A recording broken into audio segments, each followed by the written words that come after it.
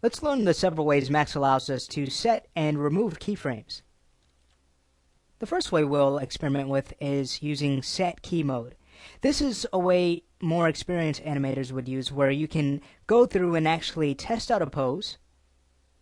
So let's say we wanted to bring our ship up, and if we didn't necessarily like that pose, all we'd need to do is simply scrub our time slider, and notice our ship goes back to its original path of action. Now, with this turned off, if we were to do the same thing, just raise our ship up, notice the ship is actually going to keep its offset. Its values are actually going to update. So you want to be very careful with this. But sometimes this can work out great if you plan to actually have an offset in your animation. I'm going to go ahead and undo that with Control Z. So going back to set key mode, once we have decided that we'd like to set a keyframe, okay, let's say just moving our ship up in the Z axis. Once we have decided on this pose, we want to be mindful of a few things. One, that we're using the right default in and out tangency. In this case, if I wanted smooth interpolation, interpolation is basically the transition from key to key. And if I also wanted the ability to edit what is called tangent handles, to fine-tune the interpolation of the animation, I would use something like flat tangency or custom. I typically like to use flat tangency, and we're going to go ahead and understand what all of these settings are a little bit later on. But I'll go ahead and use the last option, which it should be by default set to. So once I've made sure of that, then we'd basically want to go to key filters and make sure that we're not creating any keys that we don't want. We basically in animation want to make sure we're animating as clean as we possibly can.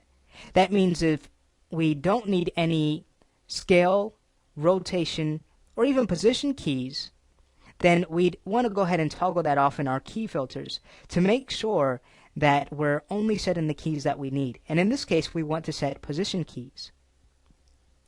So once we have decided on the keys we'd like to set, again, I've just checked off everything except for position. Now we can basically either use the big key button, we can click that, or use the hotkey K. Either way, now we have only position keys set. And notice now as we scrub through, now our ship is dodging the meteor. Great. Now we know that position keys have been set a number of ways. If we were to select our key and right click, we can go to this delete key menu here. And here's where we get to see all of the keys that make up this frame. So notice we have position X, Y, and Z keys here. Now, in this case, we don't want any keys in the Y or Z or X. Even though these poses here still keep their current value, at times we'd really want to offset our keys so we have some nice fluidity in our animation. So therefore, what we can do is actually click, in this case on the X position, and if we right click, go back to the delete key menu, notice X is no longer there. So now we can go to the Y position, and now we also have removed our Y position key, leaving only the Z. So again, we want to animate in a clean type of manner, and this is going to allow us to do that, the delete key menu from the track bar. If we like to delete all keys on this frame, we can use delete selected keys. If we like to delete transform groups, let's say all position keys or rotate or scale, we can use the first node at the top, position, or if it was rotation, we'd click on rotation and so on. Great, so we saw how we can create keys using set key mode and how we can delete keys from the track bar. Let's go ahead and take a look at another way we can set keyframes. I'm going to go ahead and right click on this key and delete it. Another way is to use auto key mode, and I actually prefer to use auto key mode because it allows us to go through and quickly set our keyframes by changes in our value. So in this case, if I were to, in auto key mode, just to raise the ship up in the Z, notice it already has a key there set for me.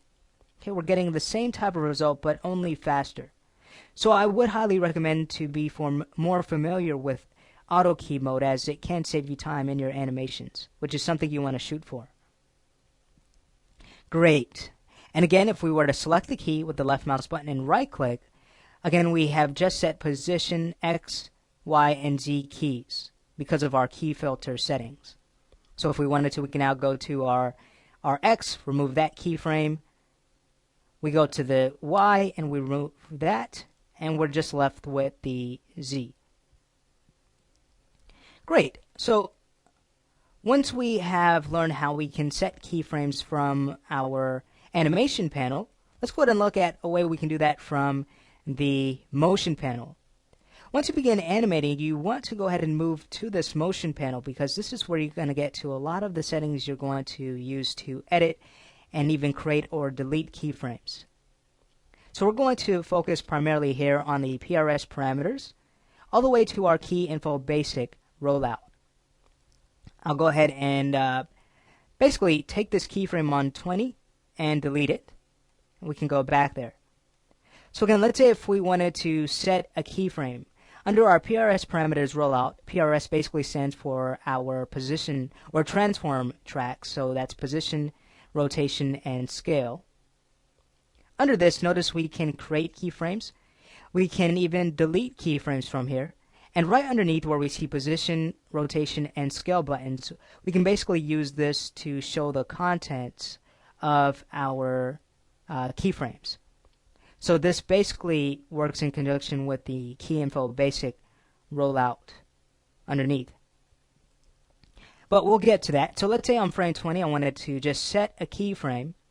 Notice something. If I were to move up in the position Z and click to add a position key, as I scrub, I'll notice that the key has been updated after I scrub. But notice the position hasn't been locked down at all. And notice, being that we already have position key set, this has been grayed out. Okay, we can't access it. So how then would we change our value once we have used this route of creating keys? Well, what we could do is actually focus on our key info basic rollout. This is going to show us a lot of cool things. It's going to show us our keyframes. We can quickly navigate to by using these arrows. And the number here represents how many keyframes we currently have on this track. Now underneath what we have is the time that our keyframe lies on, so we could actually use this to change the time if we like. And you're wondering, by doing this, by moving this slider, how come we still have a key on frame 20 but we're able to move a keyframe here? Well, to understand this, we actually need to look at our position X, Y, Z parameters rollout here. Notice it's currently selected on the Z axis. Therefore, that key we were moving was only on the Z axis. So this is the way we can really fine-tune what keys we're editing, by simply clicking the right axis. So again, you'd first choose the right controller, transform controller, position, rotation, or scale. Then you choose the axis from here. And then from there, you basically get to your keys information underneath for that specific axis. So going back to our Z axis, making sure we're there, now if we like to raise this key up, we can simply go to the value parameter, and now notice as we just drag this up, we're able to change the position. And notice again, we have what we did before using auto key mode. Great. Now underneath, what we see here are these flyouts that basically allow us to change the in and out tangent types for our keyframes. And we're going to understand that more when we start talking about the curve editor. Great. Well, let's say if we wanted to remove a keyframe from our motion panel. This key on frame 40 is being rather problematic. So if we'd like to remove all position, rotation, or scale keys, we'd basically go to our delete key menu here.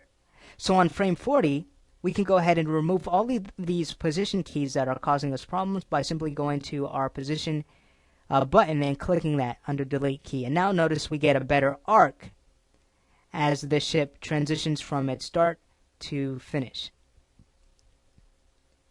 Wonderful.